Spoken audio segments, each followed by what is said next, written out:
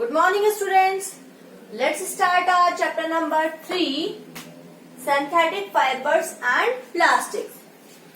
So, we have already studied this and we have done the multiple choice questions, fill in the blanks and match the columns.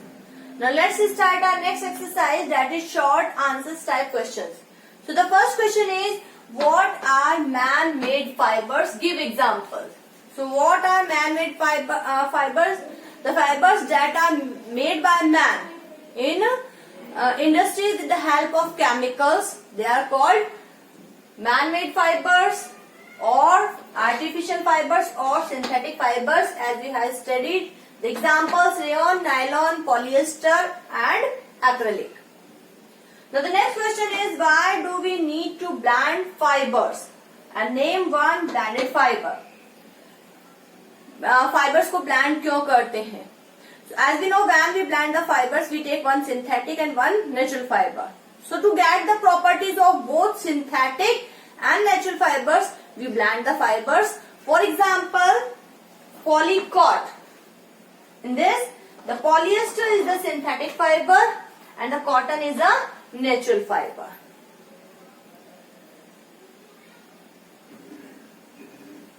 So, the next question is, nylon fibers are used in making ropes for climbing mountains. Explain. Nylon जो fibre है उसको ropes बनाने के लिए, जो कि mountains को climb करने के काम में आती है, क्यों यूज किया जाता है? Because the nylon fibres are light weight, बहुत ही हल्के होते हैं, साथ ही साथ दे आर वेरी स्ट्रॉन्ग। इसी वजह से उनको ये क्लाइंबिंग रोप्स बनाने के काम में लिया जाता है। और जो नायलॉन फाइबर होता है वो उसी के जैसे, उसी साइज के, उसी शेप के, उसी थिकनेस के स्टील फाइबर से भी ज्यादा स्ट्रॉन्ग होता है।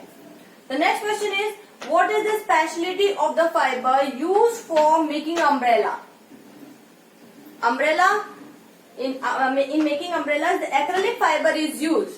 So acrylic fiber is used for making umbrellas because the acrylic fiber is first waterproof. It maintains its color even it is exposed to air, in sun and rain.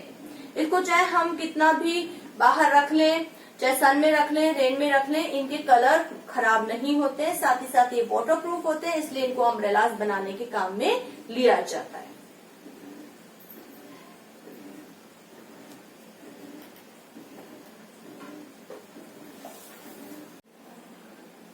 Now, what is the next question? What are the similarities between nylon and polyester?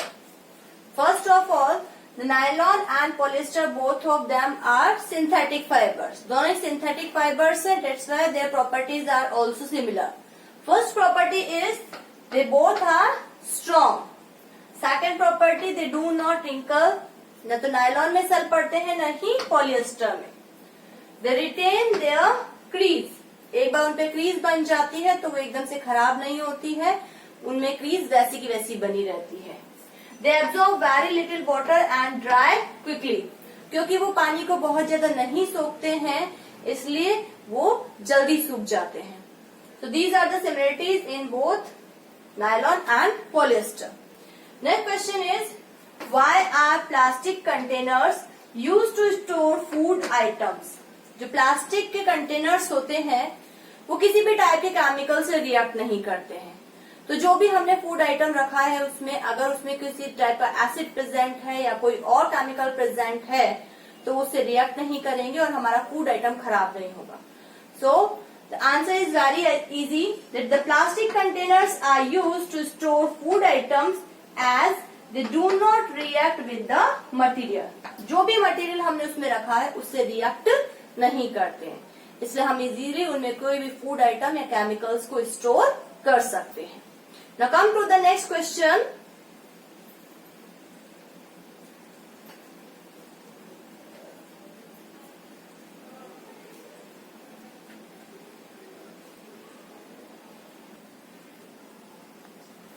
Question number 7 is, what type of linking is found among the units which make up plastics? So the units which makes the plastic are called monomers. These monomers join to each other to make polymers, and these polymers are called plastics. So these monomers are arranged in two manner. First is linear manner and the second is cross-linked manner.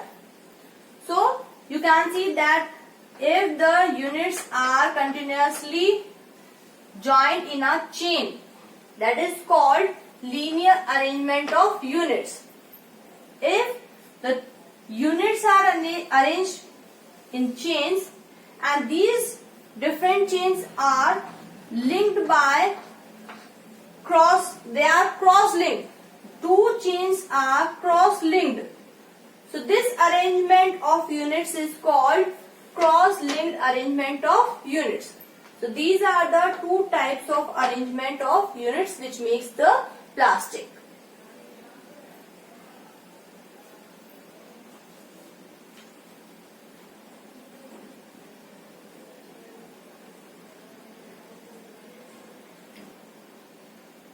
So the question number 8 is, how do plastic bags pose danger to cows feeding on them?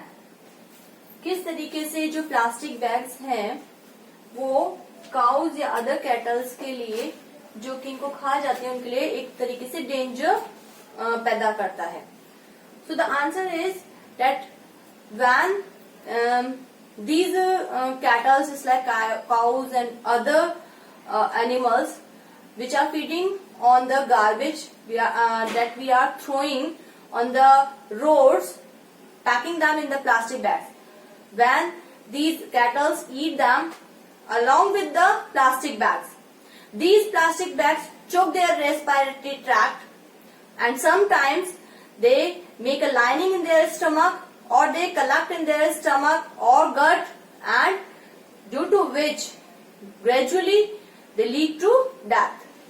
जब जो भी kettles हैं, cause हैं या other जो भी herbivores हैं जो कि हमारे फेंके हुए गार्बेज पे फीड करते हैं, अगर हम उस गार्बेज को जो भी हमारा वेस्ट है, बायोडिग्रेडेबल वेस्ट है, हमारे जो वेजिटेबल्स के पीलिंग्स हैं या जो फ्रूट्स वगैरह के पीलिंग्स हैं, इनको अगर हम प्लास्टिक बैग में पैक करके फेंक देते हैं तो जो काउज वगैरह है उसको खाने के लिए उसको प्लास्टिक बैग के सहित ही खा जाती हैं. और जब ये प्लास्टिक बैग्स उनके गट में चले जाते हैं तो ये वहां पे क्या करते हैं, धीरे धीरे, क्योंकि वो नॉन बायोडिग्रेडेबल है, धीरे धीरे वहां इकट्ठे होते जाते हैं. साथ ही साथ कभी कभी उनके रेस्पिरेटरी ट्रैक्ट में चले जाते हैं और उसको चोक कर देते हैं, रोक देते हैं, जिसकी वजह से धीरे धीरे उनके एक्यूमुलेशन से, उनके जमा होने की वजह से उनकी डेथ तक हो सकती है. तो इस तरीके से जो प्लास्टिक बैग्स हैं वो इन कैटल्स के लिए, मीन्स काउज के लिए, they are very dangerous. So you have to do all these short answer type questions in your notebook. For that you have to copy these question and answers from the blackboard and do your work in a neat and clean handwriting. In the next lesson we will do the long question answers. Thank you and have a nice day.